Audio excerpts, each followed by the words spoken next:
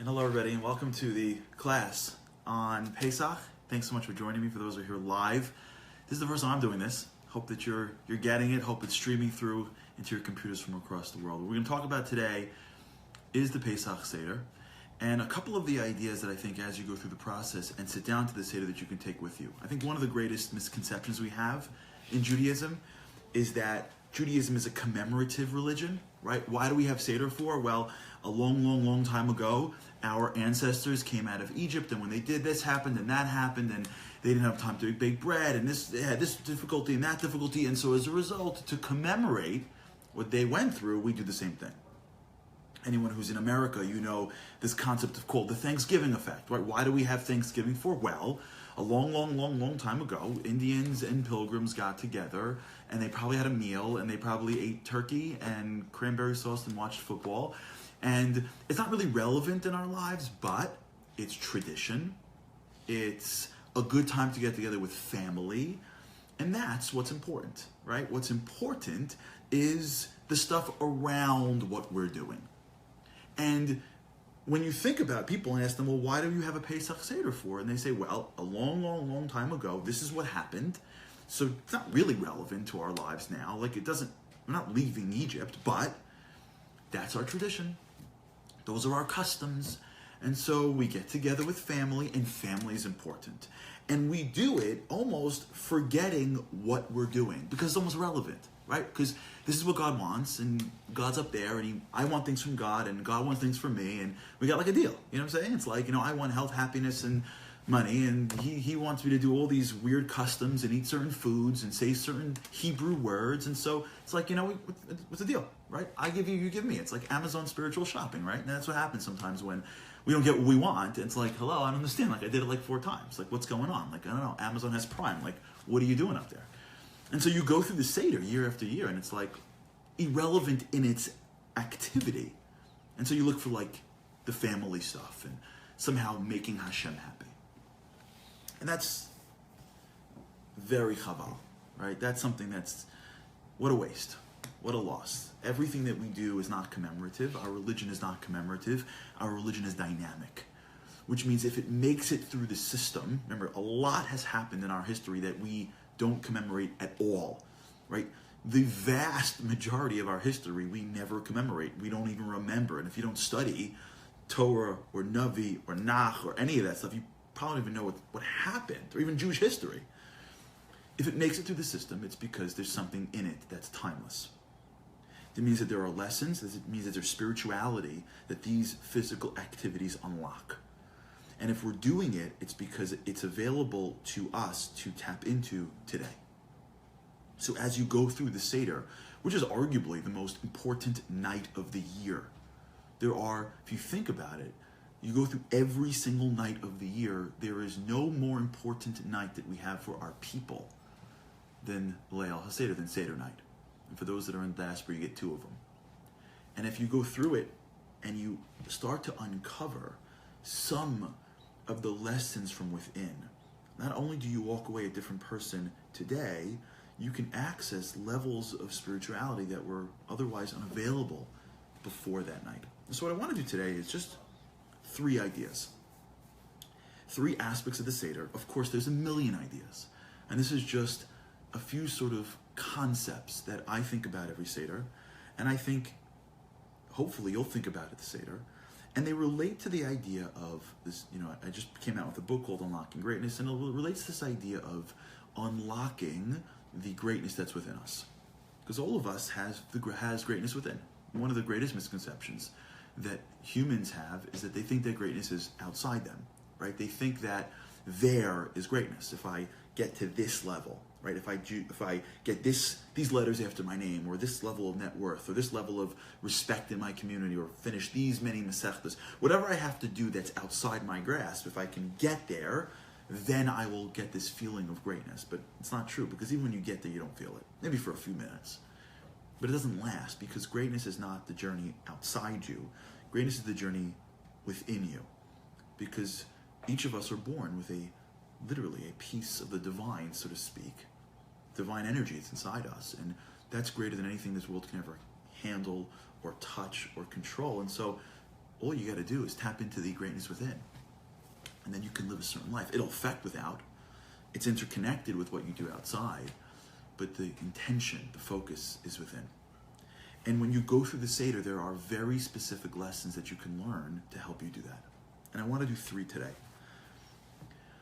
When you look through the Seder, it's an incredible experience with tons of meaning. And if you run through the Haggadah, the problem that the Haggadah has, in my opinion, is that it pits the actual storytelling before food. And as Jews, it's a very difficult place to be. You never want to be in between people and food if you've got to speak. That's the rule. And so that's why a lot of people go through the Haggadah, they get to Mag, and they're like, let's just keep this thing moving because we've got the food coming. But if you slow it down a drop, especially before Pesach, and start going through each thing and why you say it and connecting dots, it's this incredible puzzle that you can put together that you'll see something amazing for. And as the Haggadah builds, and as Magid builds, it sort of reaches a crescendo where Gamliel comes and says, if you don't say these 3 things, you're not Yotze, you don't fulfill your obligations. These are the 3 things he says. That everything we're saying is great, and you have to look into it and understand it and delve into it. However, as you get to the top, there are 3 aspects of the night. There are 3 aspects of Pesach that if you don't say it, if you don't think about it, if you're not intentioned to it, then you're going to miss the point. And in fact, they represent things even on the Seder plate, because this stuff is super important. And one is Pesach, the other is Matzah, and the third is Maror. These are 3 components to the Seder that are arguably the core, the underlying framework of how it all builds. And I want to give you a thought maybe that connects to your personal life as to maybe what those 3 elements represent and why they stream together to tell one story. So let's begin. So when you look at people, a lot of times what you find is when somebody feels unsatisfied, if you've ever felt unsatisfied, it's because there's a disconnect between what you're doing and what you could be doing. There's a disconnect between who you are and who you could be. That's how life works. If you're alive today, you have what to do in this world. And so part of life is grappling with this angst that I'm not enough. That could be a motivator. Now, having the confidence is critical, but going to a place and trying to figure out how to break free of my limitations, how to have my own, so to speak, Yetzias Mitzrayim is critical. Because when you look at Yetzias Mitzrayim, remember, Yetzias Mitzrayim, leaving Mitzrayim, is not what happened a long time ago. There is a concept of communal, national, of exodus, for sure. We daven for Geula every day, but there is a very specific personal Geula. There is our own limitations. The word Meitzar means constrained. We have our own parts of our lives that constrain us, that hold us back from being the people we can be. And we feel it. And how do you break out of it? So the first idea is the concept of Pesach, of understanding the idea behind Pesach. Let's talk about that for a few minutes, because it's a little strange, right? Imagine if you, I heard this piece a while ago from a rabbi in New York named Rabbi David Foreman. It always stuck with me. Imagine, if you will, that you were on the title committee, right? You were asked to come up with the name of the holiday. So you sit down at the meeting, everyone's sitting around, and you say, okay, what should we use? And one person says, I don't know, we became a nation. How about Nation's Day? And you're like, okay, I don't know. How about Independence Day? Like, okay, that's a little bit better, right? How about the Day of Freedom, the Day of Miracles, right? If you can try to capture the entire experience of Pesach, of Yetzias Mitzrayim, from Moshe and the rock to the plagues, to coming out, to Yam Suf, to the Torah, it's an incredible year. How do you turn it into one holiday to celebrate all of that? You would probably connect it to the leaving of Mitzrayim, right? Isn't that what the whole thing was about? The exit of Egypt? What do we use for? What title do we pick? Chag Pesach. Why? Oh, because along the way of God's many miracles, one of them was that the last thing he did was kill the firstborn. And while he was going across the homes, so to speak, he passed over our homes in that last plague. Really? Well, guess what? He passed over our homes beforehand on every other plague, right? He passed over our homes when they were beasts, and when there were lice, and when no one had water, and when it was dark. Every time he did a plague, yeah, that's what he did. He passed over the plague. So what about leaving? Like, he missed the whole point. What do you zero in on one aspect of one plague, and then you pull that out and make that the title? How is that the case? How did we end up with that? Like, what kind of protexia did that guy have at the table to get his title pulled out? Like, that doesn't make any sense. So I heard this beautiful idea from Rabbi Foreman. And here's the concept. Picture, if you will, being in the room. You know, a lot of times in life, if you're not around when you are picked for something, you don't value being part of the group. If you are a child in a home that's healthy and well, you don't value it because you didn't get picked to be in that home. You weren't in an orphan. Usually, people aren't in an orphanage, and mom and dad walk in with smiles on their faces and a teddy bear and goes, who should I pick? And all these kids that are dying and desperate for parents are raising their hand and like, oh, no, okay, no, you. And the kid's like, what, me? Why? Because there's something about you. When you feel that, can you imagine when that kid walks into the house and he comes in and mom and dad gives him a bedroom, and the next morning they're making him breakfast and they pay for him to go to private school and they're giving him vacation and they're buying him things? Kid will feel like $1 million. But if that same kid gets picked before he's born, if you will, and ends up in the house, seems to not really appreciate that. Do you know why? Because getting chosen for many people is the fulcrum, the critical difference of being appreciated to be part of the group. Imagine, if you will, you were sitting in the home of that particular night.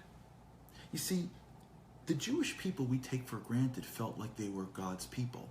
The reason is because we know the end of the story. We see the end. We know they get in, they get out, the whole thing. If you follow the story pretty close, you see there's a lot of self-consciousness going on. There's a lot of self-doubt going on. They knew that they weren't perfect. They knew they were on the 49th level of Tumah. They knew they were steeped in idol worship. They didn't know what was going on. We know because we're reading the end. We got the transcript of the game. We know that God's like, I got you covered. Don't worry. It's all going to work out. We're going to end up in Israel. The whole point is going to be great. There'll be Ish.com. It'll be great. But if you go through the actual story on the inside and try to put yourself in the minds of the Jews that are there, when Moshe first came down, they didn't even believe him. And every step of the way, it was like, is it us? Is it not us? Are we going to make it? In fact, if you think about it, according to Rashi, when the pasuk says Chamushim Olu, that meant that not everybody left, only a fifth. That means that 80% of the Jews didn't even make it. That means they're sitting in a house, and 80% of the people were killed in the previous plague. So don't take it for granted that something going, I just can't wait to get out of here. Like, let's see what God has next. I just can't wait. I mean, this is the best Pesach program ever, and I just can't see what the program director has for the next piece. They're sitting around going, I don't know. Where they said we're leaving? Who's leaving? Who's going? And by the way, that's why we say in Rosh Hashanah that the Kodesh Baruch Hu remembers the Chesed Ne'urayich. He remembers what we did for him. What did we do for him? Lech tech acharai b'midbar. We left in the midbar. What do you mean? He took us out? No, the whole thing was uncertain. We trusted that we were going to walk into a desert and make it. They didn't walk out saying, I got this, this is awesome for sure. So if you will, go back into the house the night before they left, the first Seder, if you will. And they're sitting in that room, but be there. Because if you're not going to be there, you can't appreciate it. You can't live ki'ilu yatzam in Mitzrayim if you can't be in the room. And imagine if you were sitting in the room the night before you left Egypt. That night, you're sitting in that room, the night of Malchus Bechoros. And that night, you hear from the Gadol Hador, Moshe Rabbeinu, that we're leaving, and this is what's going on. No one tells you about the plan, and Malchus Bechoros starts. And all you know is that you were told to take a korban, to take a certain animal, the shechet, to put the blood on the door. That's it. You weren't given the details. You weren't given the what's going to happen in the future. You didn't watch the game tape. And you're sitting in your home, unsure if you're going to make it. Remember, most of your people died a few days earlier. where you're going to go, what's going to be the little kids, your mom, your son, your daughter, where am I walking, what's going to happen, are they going to kill us? And you're sitting in the house and you start to realize that there's another plague going on. And this plague isn't different than every other plague because it's going door to door. And this is Egypt. This isn't like, you're not living in like, some gated community. You're not in Beverly Hills. You're not sitting in some community somewhere where like you can't hear your neighbor. We're talking about Egypt. What do you think their houses were made out of? Clay, mud, straw, cramped on top of each other. And you start hearing screams. You start hearing screams of death, cries and wails. And you're thinking, this could be me. Either because I may be part of the plague, or at the very least, or for all I know, the Egyptians are going to come in and kill us. And you don't know, you're uncertain. You're uncertain about death. You're uncertain if you're going to make it. And you sit around and you don't know what's going to be next. And then the night continues. And you realized that the machla, that the darkness, that the death passed over your house. That when Hashem sent in that last knock, he skipped you. Do you know what's more important than leaving Egypt? Because at the end of the day, they left sand dune A to sand dune B. Let's call it what it is. It's just more sand. The difference is that the moment of Yetzias Mitzrayim, the moment of our holiday began, when we realized that we were chosen. There's something about me, they said in that house, that God spared because he must have seen something in me that makes me a part of his nation. The feeling of being chosen, the feeling of somebody else thinking that you're special, is the most important ingredient for greatness. Because if you don't understand yet that you have something inside you that's great, what are you going to fight for? What are you going to do? Cut and paste your life to be like someone else until you hit a wall? You're just going to pretend until finally you fail and then you go, not really me? The difference between, and this is all in the book, I hope you'll buy it. I think there's a link underneath of those who are watching this live. This is live, so if you're watching it, the link is right underneath. So if you could, underneath or the side, I don't know where the link is because I'm looking at you, but the link's around the page. Look for it and buy the book. In the book, we talk about what makes people great, and I think it's this moment. I think it's the moment where somebody realizes that there's something inside me that's, dare I say, great. It's a gift. It's given by God. It's called a piece of him. We didn't do it. And in many ways, I'm chosen. I'm chosen to be in the world now. I'm chosen to be the spouse of this person. I'm chosen to be the father or mother of these kids. I'm chosen to be a Jew in this world. I'm chosen to be living in this period of time. I didn't just end up here. This isn't just random. I was chosen for this. And when you realize that you're chosen, that's the moment where you can begin to start to delve into your greatness. The moment we became a nation wasn't when we left the demarcation line of Egypt into nowhere land for 40 years. The moment we became a nation is when we both looked at each other and said, he passed over our house. The cries faded away, and we made it. There's a great story, and I'm sure people that are lucky enough to come from those that survived the Holocaust have heard something similar from your parents or grandparents. But I remember a story of someone that I knew who said that when he survived the war, and this individual was incredible, came to New York, restarted a family, got involved in the community. I mean, like, unbelievable. Like, the whole generation of Holocaust survivors are just, like, off the charts unbelievable. Look what they did for the state of Israel, for the whole diaspora community. This individual was one of those types. And I once asked him why, and he said to me, when I got out of the camps, I asked myself, why did God have me survive? And I had no answer until I realized that maybe there was something in me that I couldn't see in myself that he saw in me. You hear that? Maybe there was something that he sees that I don't. And you know how I know it? Not because I got an award or an honor, or someone gave me some letters after my name, or someone gave me like a plastic trophy and says you're special and important, or a letter after my name, hopefully an A. You know why? Because I'm alive. Yeah, opening our eyes should be proof enough that the creator of humanity thinks that there's something about us, maybe more than we think of ourselves. Being chosen. Pesach. That's the idea. The value of who we are, the value of everything that we are doing, centers around this one idea. That you can't begin the journey. You can't begin anything. You can't enter into the world of greatness if you don't deep down believe that you were given a gift of greatness, that you're chosen for something, and you got to bring that out to the world. It's not gaiva. Gaiva is you think you did it. It's the recognition that you were given the gift and you were put in this world and the fight to do it every single day. So first, Pesach, being chosen.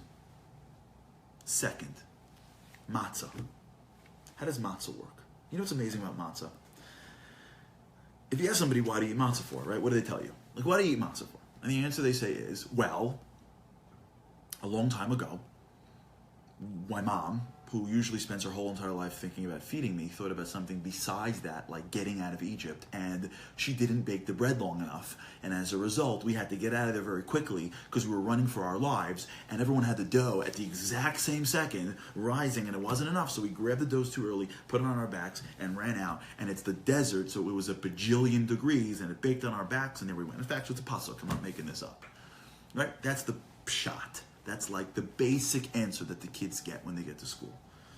That the reason why I have this bad bread is because back in the days there was a technical difficulty in that we had to get out quicker than the baking process took. And so we were stuck with it. And why do we do it for? Oh, okay. This is easy because a long, long, long time ago this happened and then it becomes our tradition. It's a custom. So we remember then. Right? That makes sense? So what? That was then. It was a technical glitch. Why don't we just solve the glitch and make regular, normal bread? But I got even more. Could it possibly be that we go through a year of plagues? God basically rimrocks the entire Egyptian people, shuts the lights, knows about the intricacies of who's Bechor, basically gets to a point where they're saying, get out. And yet God can't figure out a way to like arrange a late checkout for us, really? Like you can't get Paro to like stay in the palace for like 2 more hours? And now we're scared of Paro? Didn't we go the whole like I'm chosen thing? Didn't we go through the whole like we just took basically their God, shechted it, put the blood on the lentil, and now we're all of a sudden scared of Paro? Why can't we just walk out and say like, we got this? It goes further. If you look at the pasuk says that the Kodesh Baruch Hu took us out, right? V'hi miketz shloshim shana v'arba ma'os shana. Here it is. V'hi be'etzem hayom hazeh yatzu kol tzivos Hashem me'eretz Mitzrayim. You know when Hashem took us out? The pasuk says be'etzem hayom hazeh. Well, that's interesting words. Where have we seen those before? We saw them before in the Torah. We saw them with Noach. When Noach built the teva, God wanted people to do tshuva, so he didn't have them go in the teva in the middle of the night and wake up in the morning and it's like raining and you're like, okay, where's Noah? Oh my gosh, Noach is where? He had him walk into the teva in the middle of the day. And no one could stop him. Because when God wants to showcase you, he does it be'etzem hayom hazeh. So I don't understand. Are we being chased out or is he showcasing us? God could have had us walk out at night. If we really were scared of Paro, if we were breaking out of jail, we would leave under the cover of night. Is it be'etzem hayom hazeh, middle of the day, everybody watch, or are we running out for our lives? And the answer is both. Because what this is not a technical difficulty. Hashem is teaching us how you become a great person. How you accomplish geula in your life. How you have hatzlacha. How does Hatzlacha work? How do you execute, if you will, on the dreams of being great? Okay, fine, I got it. Step one, Pesach. I'm in. I'm chosen. I get it. I'm great. Phenomenal. What do I got to do? What do I do? The morning I wake up, what do I do? How do you execute on step one? And the answer that Hashem teaches us is, whenever you want to be great, if you look around the world around you, there are opportunities in front of us every day. Opportunities, if you will, for geula. Yeah, your marriage could get better now if you push yourself in the direction of sacrificing more for your spouse and saying the things that they need to hear, doing things that you don't necessarily want to do, but you know your spouse wants. You can be a better parent now. Maybe not the best parent, it's every day.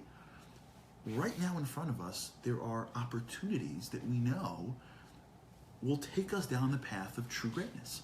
Greatness isn't like you do something and then like you cure cancer. That's going to be a great thing, but that's not what greatness means. Greatness isn't big. Greatness isn't when everybody claps. Greatness is how you live your life every single moment. Do you push and do you sacrifice? Or do you pull back and you absorb and you're passive? When you are ready to go out and do something a little bit greater every single day, you will condition that behavior until you wake up one day and you're a different person. It's like your body. You never just lose weight. It's a slow growth of doing what's right over long periods of time until that's who you are. Mitzrayim.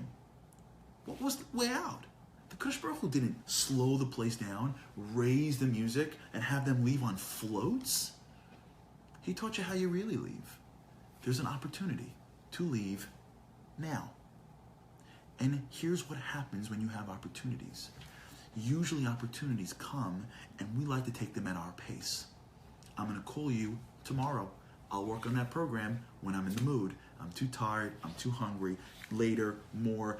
The bread is still rising. The kids don't have their clothes yet. Can you get your shoes on? Can we leave at 2 o'clock? Can you make it 3 o'clock? Can you give me one more hour? Is that the plane going to be delayed? Can we go? We like to become great on our schedule. And the Kadosh Baruch Hu says, here's how it works. When you see an opportunity to be great, for geula, if you will, you know how you act on that? Immediately. Now. You run. You do not walk.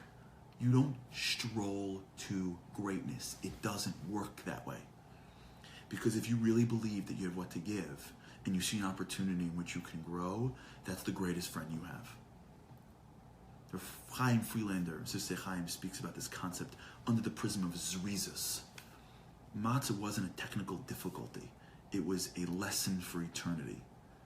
The geula only comes when you act, when you're zariz, when you move, when you act with energy and alacrity, when you take the world on. Doesn't mean you have to be loud. Doesn't mean you have to be someone that's boisterous. But your intention needs to be now.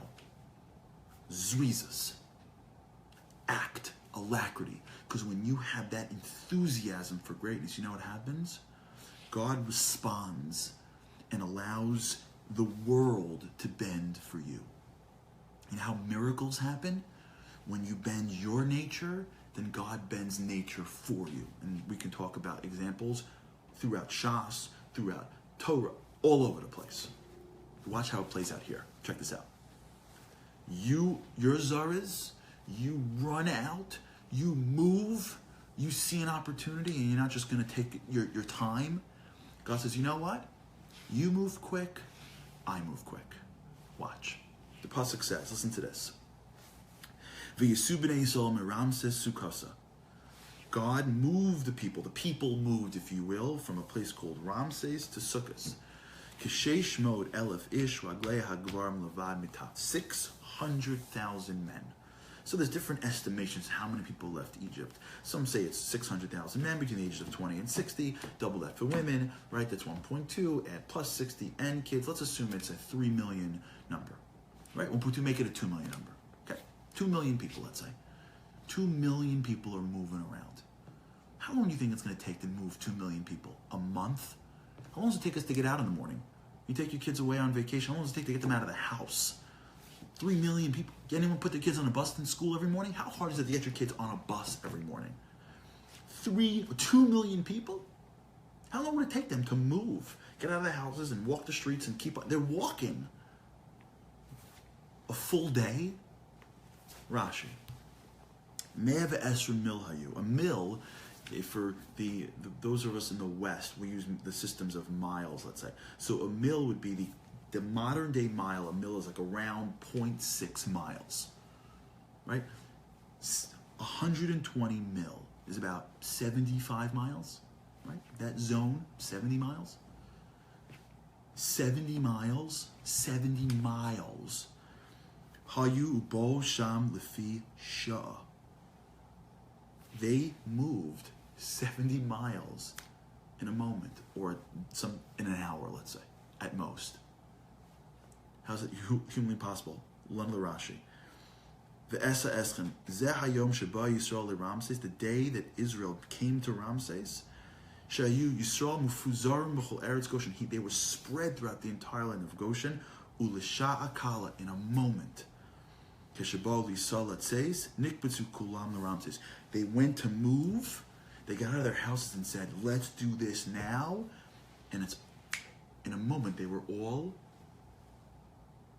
unified, if you will, and collected in the city. Because that's how life works. It's called midah keneged midah, measure for measure. You live life with alacrity. You go after opportunities with a certain sense of intention and enthusiasm. And God goes, really? You're going to break your nature of being comfortable? You're going to break your nature of avoiding pain? You're going to break your nature of being self-absorbed and go out with enthusiasm to somebody or something else? Okay. Watch how I can break nature for you. Step 1, understand that you're chosen. Step 2, understand that life doesn't work on a regular pace.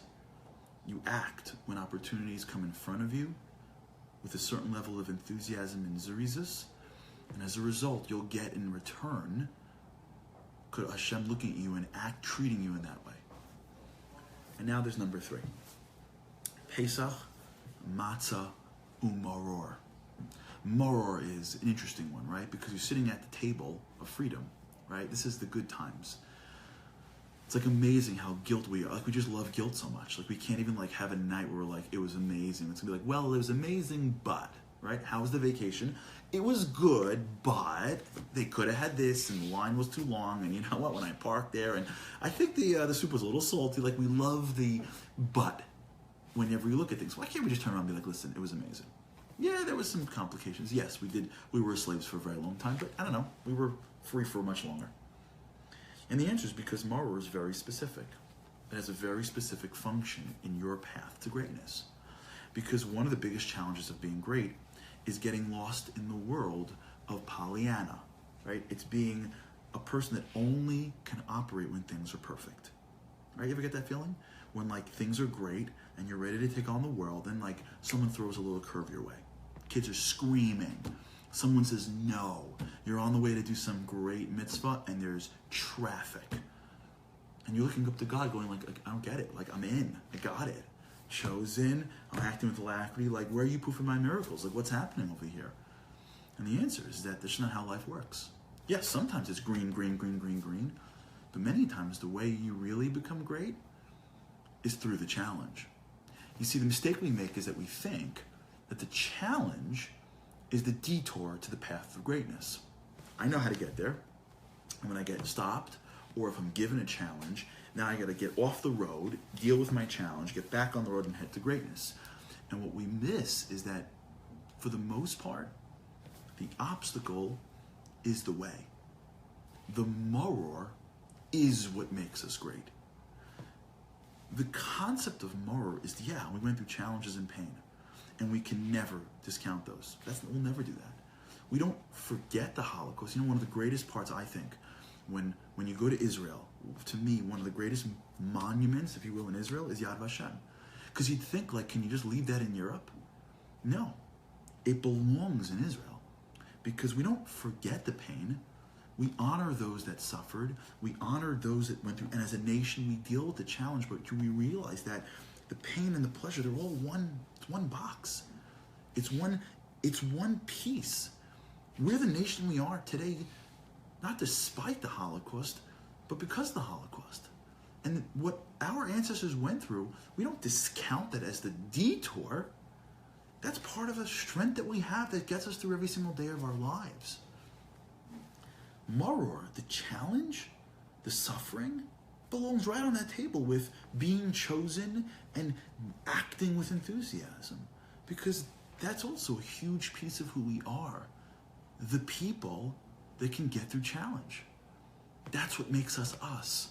Because if every time we were thrown a curveball, we collapse, we can have all the best intentions in the world. It's never going to happen. Because until Mashiach comes, life ain't perfect. And the person and the individuals who can deal, who can overcome, who can be resilient through challenge, that's how you get through it in the long run. And to me, I think one of the most important aspects of the Seder is what you do with the maror. Right? If you remember, the maror is the bitter thing that we eat, and you dip in something called charosas. Depending if you're Ashkenazi or Sephardi, it depends on what that charosas even looks like.